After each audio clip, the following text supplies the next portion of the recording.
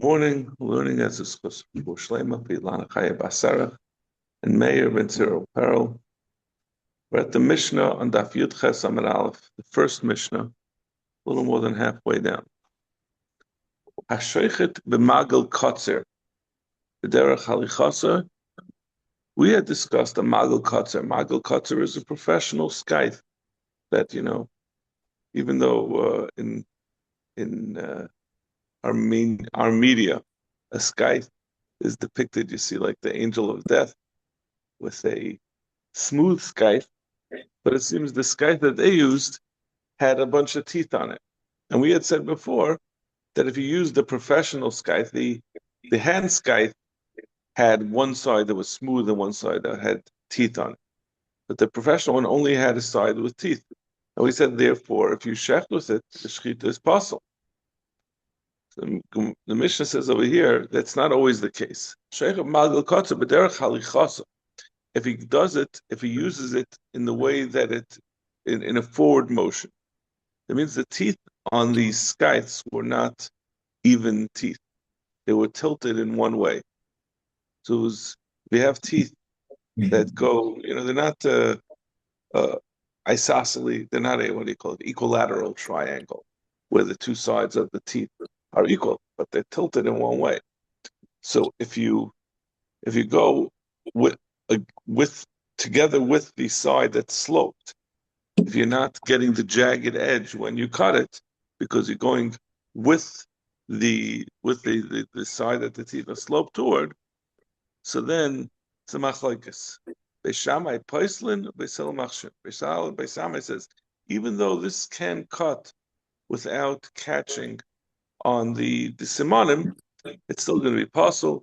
Midrabanan, because we're worried that a person will come to use with some teeth and not to be so careful. Still says it's kosher. We're going to see later on what that means exactly, kosher and possible. It's not so simple as saying that the animal is kosher and possible. If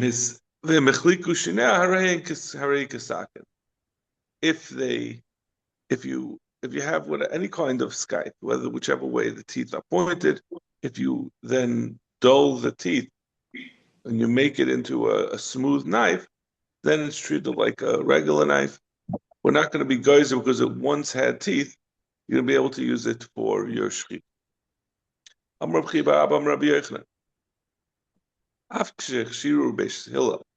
Even though Beis Hillel said that when you have the teeth pointed in one direction, you can use such a saw or such a scythe to shecht, and it will be kosher.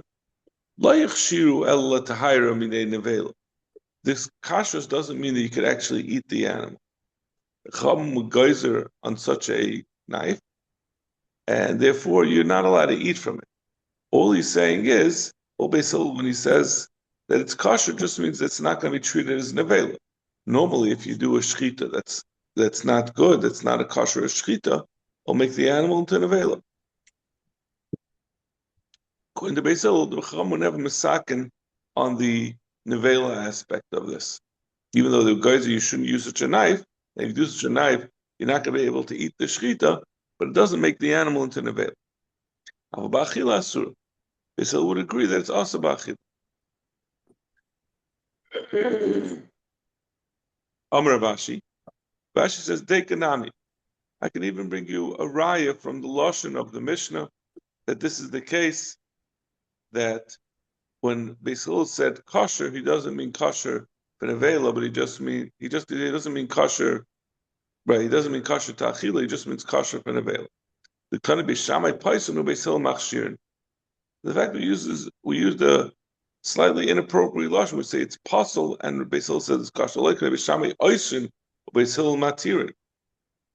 If we wanted to say that this is also legabe achila, the Gemara's havamin at this point is to be more. You wouldn't say it's possible. Possible means that you possible. I think the way it means is, if you want to say Beis Hillel says it's Beishamai says it's asur altogether, and Beis Hillel says it's mutter altogether, you'd say lashon matirin.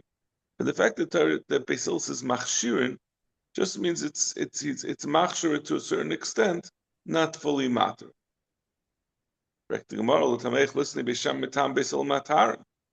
Says if that was really the case, the most appropriate way to say it was since they're not arguing at all about the kashrus, they're only arguing about the tumah and taira, should say that Beishamai says it's tam, Beisil says utan. El psul machshir and va'ishin matir and chadam elsi. Gemara says this raya that you wanted to bring, this diak, is not accurate because if we wanted to make such a diak, we could have hit the nail on the head by saying Beishamai says it's tamei.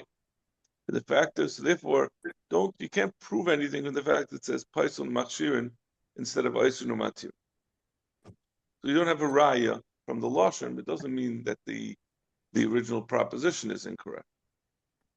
We want well, it's not a teiku, like it was an assertion. Rabbi Yochanan says that this is the proper way to understand the Mishnah.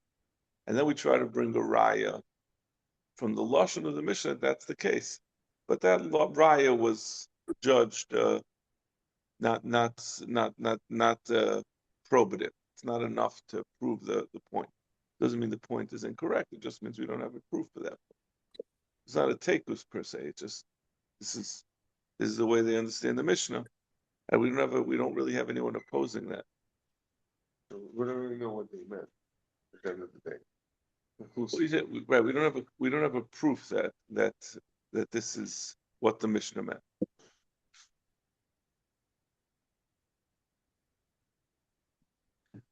We're at the Mishnah on Yud Ches Amud Aleph.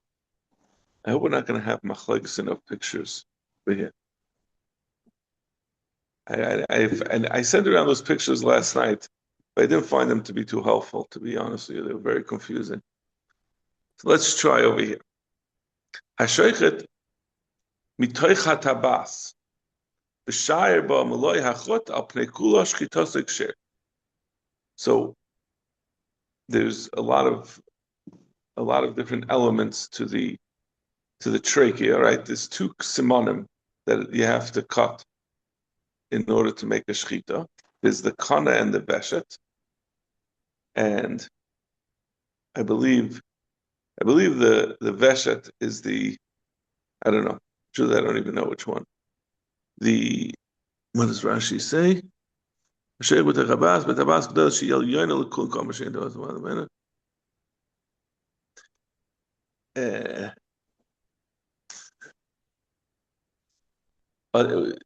know whether this tabas is in the veshet or the kana? Which one? Which one is the trachea and which one is the windpipe? The trachea.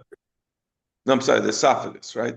One is the trachea, one is the esophagus. The trachea is the windpipe. That's what a person breathes from. Esophagus is the part that they eat from. I think this is the windpipe, which yes. I think is, and I think the windpipe is the kana. I think so. Anyway, there are two. Regardless, this is all not important. It's obviously I don't remember it because it didn't come up at all. But the trachea, which is the part that you breathe from, has a bunch of vertebrae that go around the trachea, and most of the length of the trachea is made up of these horseshoe shape, these like semicircle type of pieces of bone, of vertebrae that surround the actual tube. And then when you get toward the top, toward the mouth of the animal, it transforms into what we call the tabas hagdayla, which is a full circle of cartilage or bone that encircles the windpipe, what the animal breathes through. And then after that, there's two things: something called the kaiva, which is like a hat or a helmet, and then the helmet is followed by the shipuy hakaiva, which is the slant of the helmet, and on the opposing side, meaning there's a top and a bottom, right? The kaiva does not fully encircle the whole trachea. It's not really there isn't any trachea. This is the end of the trachea, but it doesn't go all the way around. On the opposite side of it is something called the chiti, which are like little grain-shaped pieces of cartilage that are shaped like grain, and that's also what extends toward where the animal's mouth is. That's the general structural situation.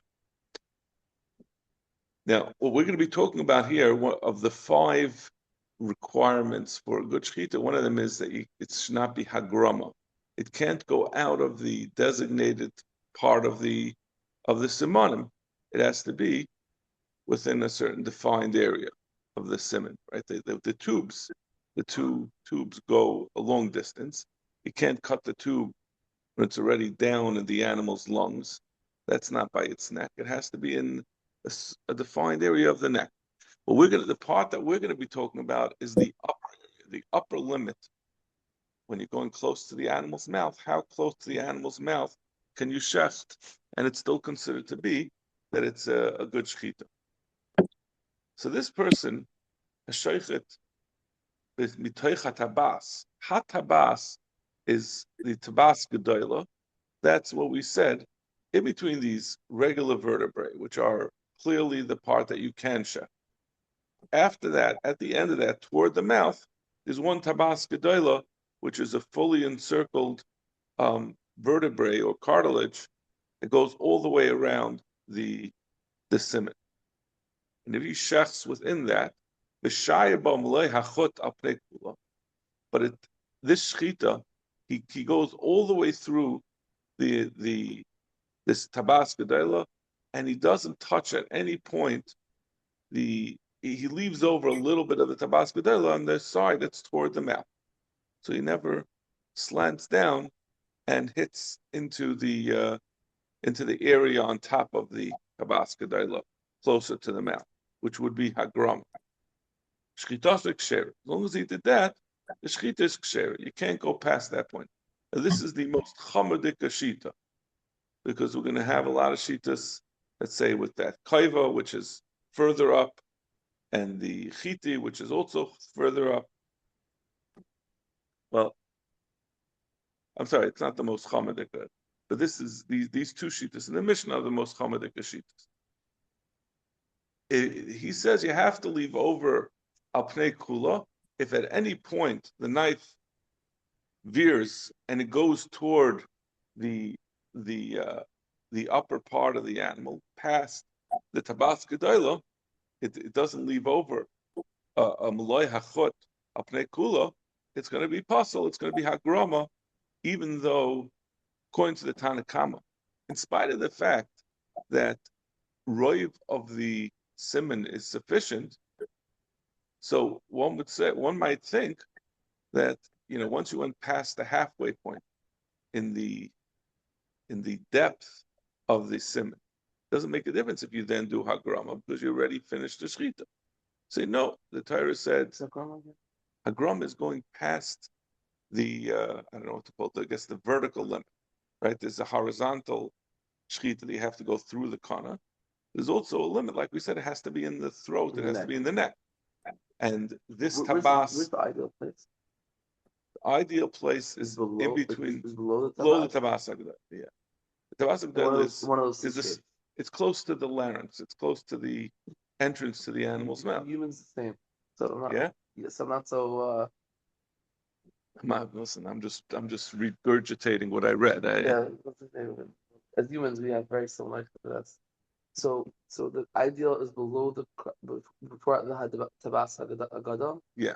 Somewhere below that, not too low down either. Not too low down either, but that doesn't even come up. So now the shaila is how high up can you go, right, without being close to the mouth, without being outside of the defined area. So according to the Tanakama, you have to do you cannot go higher up than the tabas gedola at any point, even though generally, like we said, when you do a shechita, you only have to do roiv of the siman, so you don't have to go through the full depth. See, you don't have to go cut all the way through from one end of the vertebrae. Like let's say it's this tabas is a full circle. You don't have to go all the way through the full circle. You could just cut, up to here, and then you're good. Okay. He's cutting like this, and he gets down to here, and he stops. It's actually the opposite, right? He's cutting like this, right? Yes, you're right. I'm sorry. So he'll cut. So over here, that's okay too. Right. He didn't hit the. He didn't get all the way to the bottom. He didn't go to the esophagus yet. Well, I'm saying he's maybe did the esophagus before. which is behind. closer. It's behind. Yes, I don't know how that works. Okay, There's a good question. Whatever. So what does it mean? So the time comes to Shaiba Malicha Maybe on the way back he gets the esophagus. I don't know how you can get to it without. It doesn't make sense, so you have to do it in one shot. Correct. I'm a little confused. Shaiba But that's not even the point, because we're not talking about where he actually stopped. What he did was he then veered out, right? So he's going here, he gets down to here, and then he turns and he goes past toward the mouth. So he's really, but the truth is, as far as this sim is concerned, he did enough when he got to here. Right. So he's saying that physically, though, how did he get to the other simon? Is he veered off. He went up and then he kept going. Right. So according to this, Manama would not be good. He has to go all the way to the bottom in this, because even though he, as far as doing the simon, he got the whole simon, he got most of the simon, he got enough of the simon, but since there's a din of hagrama, that you're not allowed to go out of the area, he went out of the area, even though it wasn't technically necessary for him to even cut that at all. But like we said, he had to have done that in order to get to the thing on bottom. Going out of the designated area, passel to shchita. Tanakam. We're still in the Tanakam. The Tanakam says, that means on the entire surface of the tabas hagdayla, he leaves over something before it gets to the upper area. He just says it is a problem. I'm saying he has to leave over something. He can't go and veer into the upper area at any point. He has to leave over some tabas without going into the upper part of the animal. Right? Look. I don't think I'm depicting this properly. No, it's okay. I almost turned my coffee cup sideways to show you. Right, this is the tabas, right? Yes. And we're saying, let's say this is the animal's mouth over here. And there's a bunch of other stuff here, the kaiva and these things. We're saying he has to cut through here. He has to leave over this thing. He can't cut and then go like this, because that's going to be hagram. He's going to have gone into the upper area where he's not allowed to cut. Even though once he got to here, we knew that was going to happen. Thank you. Yeah. We knew that once he got that far, he really was yaitza his chiyuv of cutting the roiv of the simon, but it's still going to be considered hagrama if he went into the part he's not supposed to go. Okay, I think you got it. Yeah, good, Lizzie? Yes, thank you. Sometimes you're quiet just because you got it. You're quiet because you've given up. I'm trying to just keep it as simple as possible. If you incline, it's no good. Inclining. Well, yeah, obviously it's not going to be so simple. It's keeping it simple as possible. He says, he sticks to the law. He says, as long as you got through the roiv, that you cut through the roiv in the proper area, if you then veer off afterwards, since you cut the simon properly, you already yaitzu your simon, and it's not a psul of hagrama. You could continue on and cut the other simon. They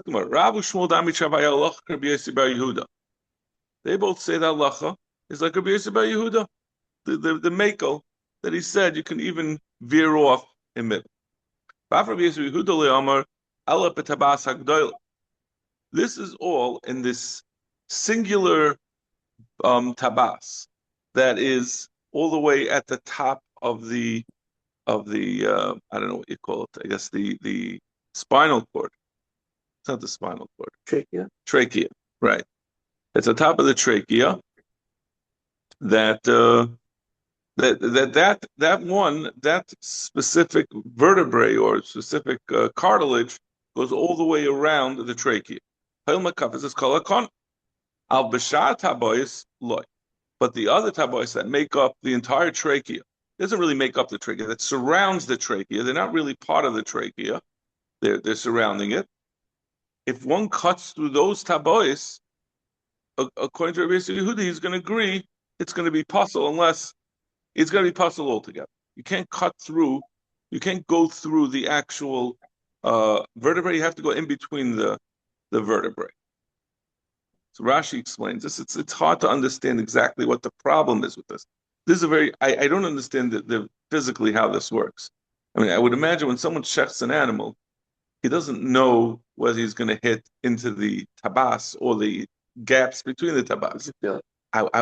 You could feel it, but I'm saying, but what is it? He shifts it over as he's doing it. How does that work? He does it sideways. Doesn't seem like that would be kosher. You have to do it in one slicing motion. He doesn't know what he's hitting, so maybe when it hits the vertebrae, it directs it in between the vertebrae, and then it cuts the trachea. Put one finger exactly. He feels out, and then he goes through it. Is that what they do? I don't know. I don't know. I watched videos last night on the old DAF. They have videos of guys who do shchita, from Myanmar, showing how they do. They do it on a piece of meat. They don't do it on a live animal. But it didn't show this. I don't know. I think it was because they didn't have today's yet. So they had still yesterday's thing.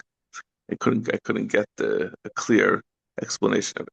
So let's see the Rashi, what the problem is of the Shar Tabois, because it's not entirely clear to me. In general, don't say I may have missed the introduction. When you do a shchita, you're supposed to go through both simana? Yeah. The trachea and the esophagus. At least for a behemoth, not for a knife. A knife, you only need one. Fine. So for a behemoth, you're supposed to go through right, not supposed to go completely through any of that. You're supposed to go through it. On the behemoth, you have to it's only required that you go through right of each simon. But if you go through all of it, it's good too. Of course. So over here, we're talking about where you went through right of the actual ring. It's the right, problem. but you just went through. You did the wrong access point. Right. That means instead of going in between the rings, you went through a ring. So what's the problem? So we're going to say. You have to go in between the tabois. Since, like we said, the tabois, the other tabois besides the tabas hagadol, are only semicircles of cartilage around the trachea.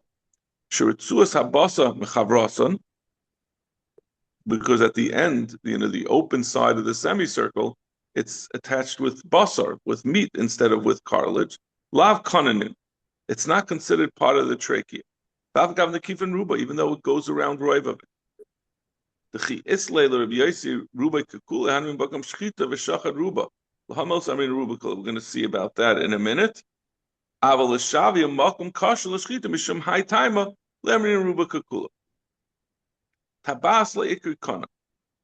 some reason, we're saying that when you cut through the tabas, that is not considered trachea. That's considered tabas. This tabas doesn't go all the way to the bottom, and we don't say, at this point, we're saying we don't say ruba kuloi to make the makam of the tabas be considered trachea. So somehow you have trachea, non-trachea, trachea, non-trachea throughout the whole expanse of the neck.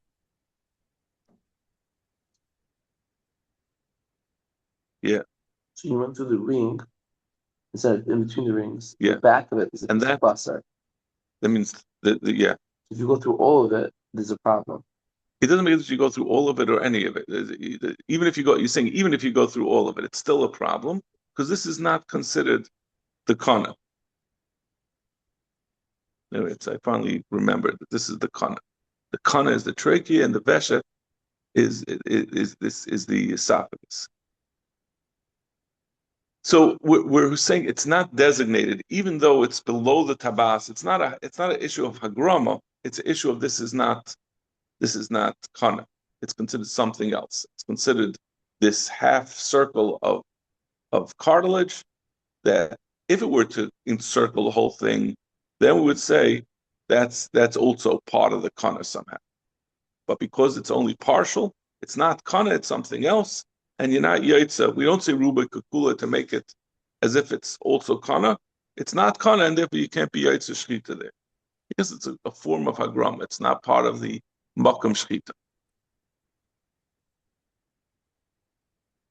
Zaktima.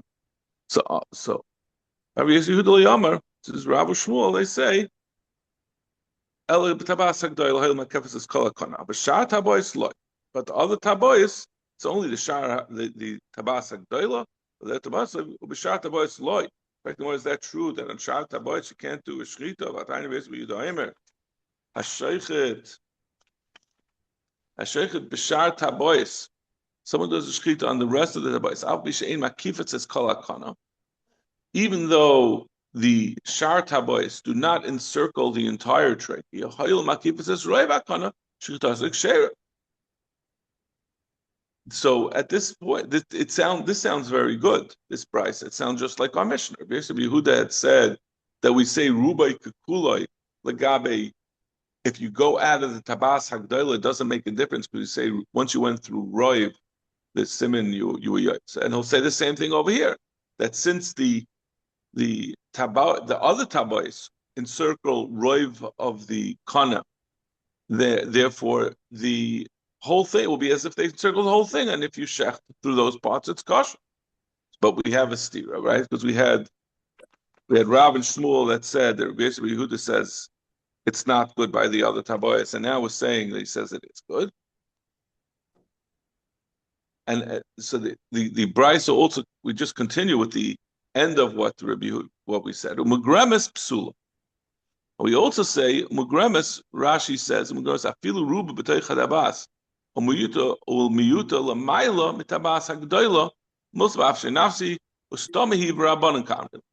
This last part is going back.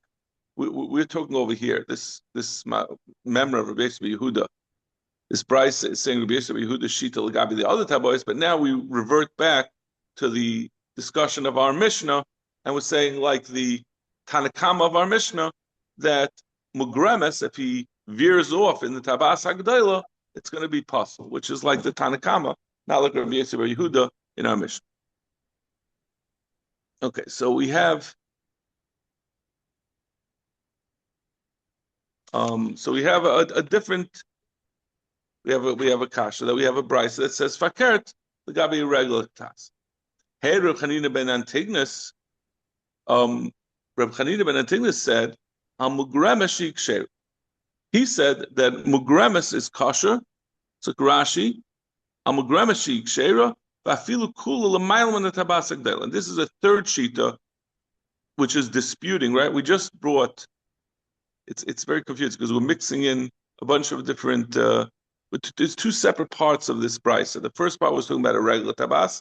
Then we started talking about the tabas hagdayla, which is what we talked about in our Mishnah. So first we said a shita mugremes psula, which is the rabbanan of our Mishnah. Now we're bringing a third shita which disagrees, as we're going to see later on in the Gemara. We're going to say this clearly that this brisa is bringing a third shita on the machlokes of our Mishnah, which we mentioned when we mentioned in the Mishnah. They were arguing about if you veer off while you're cutting the tabas hagdayla. If you veer off, whether the Tanakama says it's going to be possible, Rabbi Yehuda said it's going to be mutter. Rav Chanina ben Antignus says you don't even have to start off in the Tabas Hagdayla. You could even go past it. Rashi says, even if you start past the Tabas Hagdayla, the Agray Rachmana Hagrama, halacha l'moishe we've seen. This whole din of Hagrama, that it has to be within the proper bounds for a shchita. It's halacha l'moishe v'sinei. Mishupri koivu l'mayla agmrei. Come on, as we're going to see, that is not referring to the tabas hagdayla. It's this hat-shaped piece of the trachea that's even further up than the tabas hagdayla. Okay. Amar of Yosef. So now, but in any case, this is all. We're mentioning this as we brought up this price, but the basic problem that we brought up this price for was the problem of Rabbi Yosef Bar Yehuda Legabi, a regular tabas. That in one place he says a tabas cutting through a tabas is kosher. Another one he says it's kosher. And Rabbi Yosef Bar Yehuda Tarti Kama. Rabbi Yosef Bar Yehuda really said both things. He really said that we say ruba kukula both in our Mishnah. Legabi when you do the tabas hagdayla, and legabi going through a regular tabas that we're going to say ruba kukula, and it's going to be a proper place for a shchita. Rav and Shmuel agreed with him in our Mishnah that in our Mishnah we had said ruba. Rabbi Yehuda says ruba kukula, But they disagreed. They didn't paskin like Rabbi Yehuda what he said about a regular tabas. On that they held it's awesome. Correct the Gemara. Rav and Shmuel didn't say that we don't hold like Rabbi Yehuda. Rav and Shmuel says, they describe it as what Rabbi Yehuda was saying, not whether they disagree with it. So in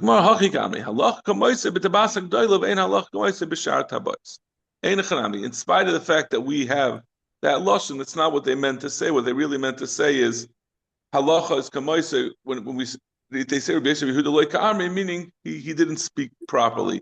His halacha is not like it. Okay, so that's the answer.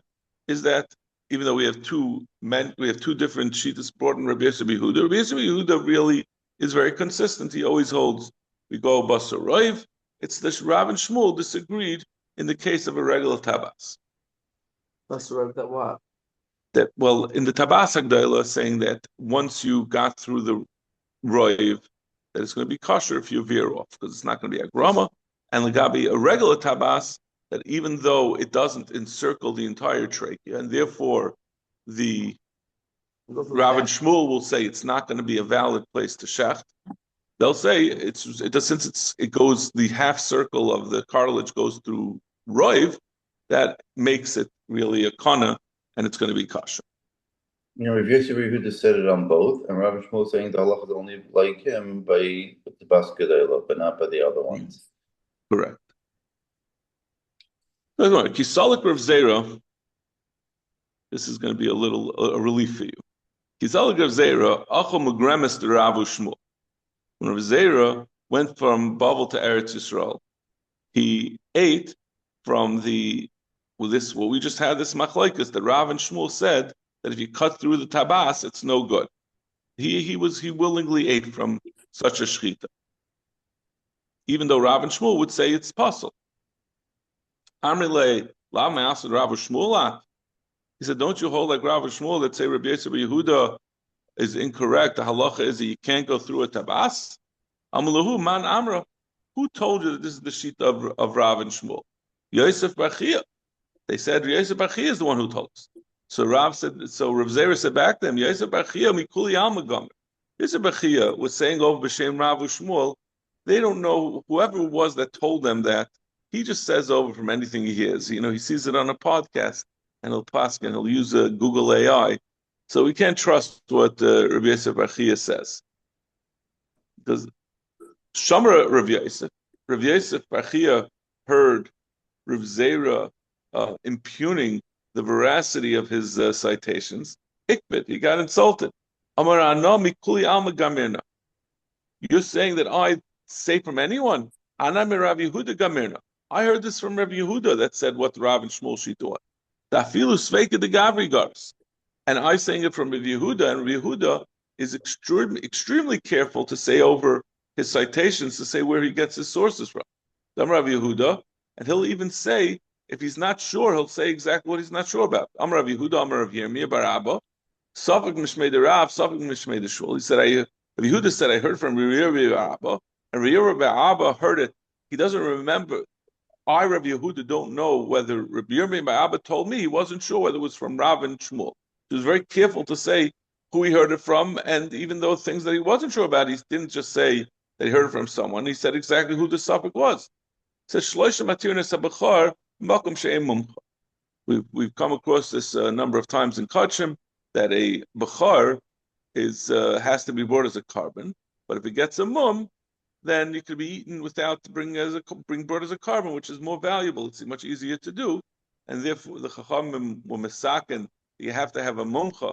You have to have a trustworthy person to determine when there's a mum. You don't want the Kehanim playing fast and loose. But if they say b'makom that it's ein mumcha, you get 3 non-mumchim to make the determination that it's a mum. But in any case, you see that he was very careful for his sources. Correct? Correct,